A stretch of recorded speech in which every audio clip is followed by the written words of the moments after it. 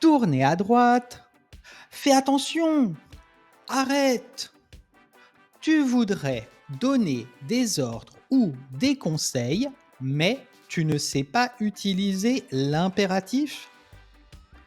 Pas de problème, on va étudier tout cela ensemble. Tu vas voir, c'est assez facile. Salut, bienvenue sur ma chaîne pour apprendre le français. Aujourd'hui, tu vas voir comment construire l'impératif. Ensuite, je vais te donner des exemples dans des phrases pratiques et dans des dialogues. Et reste bien jusqu'à la fin de la vidéo, on va faire un petit exercice ensemble.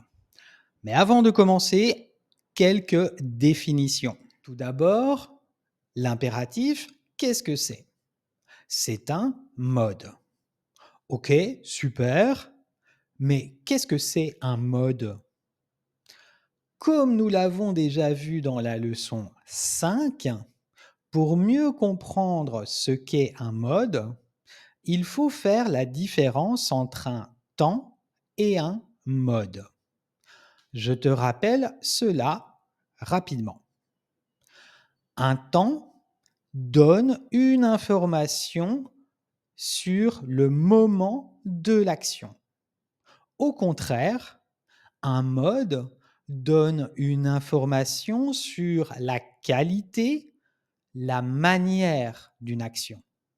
Et comme tu l'as déjà compris, on utilise l'impératif pour donner un ordre ou un conseil. Prenons 4 verbes en exemple. Tourner, aller, faire et prendre.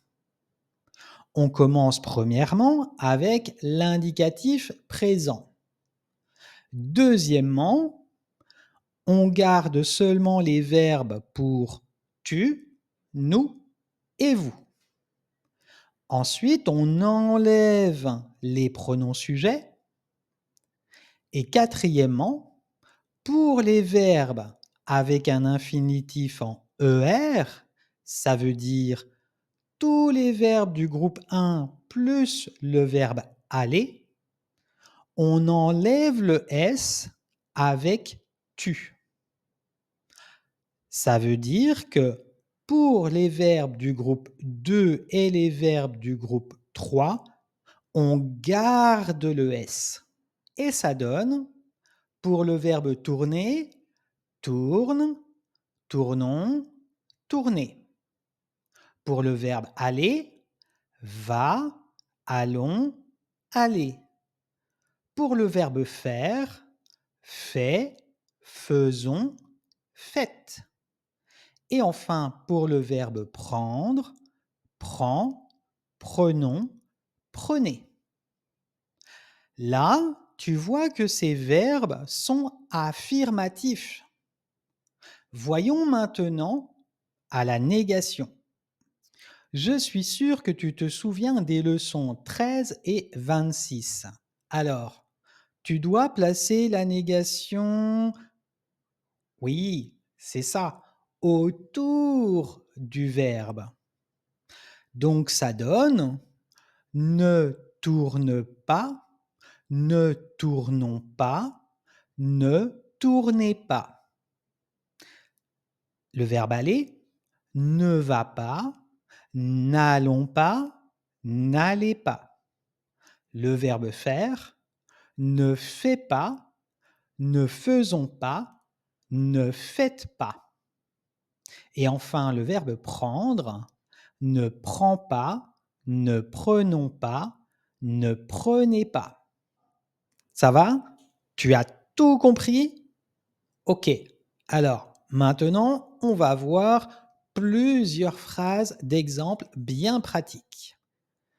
Exemple 1, tournez à droite. 2, prenez la première rue à gauche. 3, va tout droit. 4, reste ici. 5, fais attention. 6. Lisez cette phrase. 7. Écoute bien. 8. Attends. 9. Parler en français. 10. Ne fais pas ça. 11. Ne bougez pas. 12.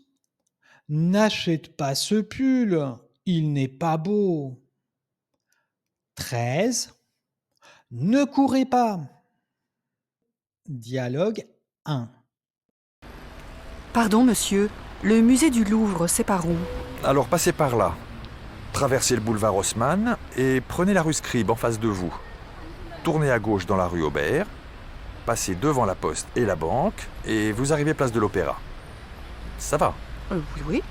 Ensuite, prenez la grande avenue en face et continuez tout droit jusqu'au bout. Mhm.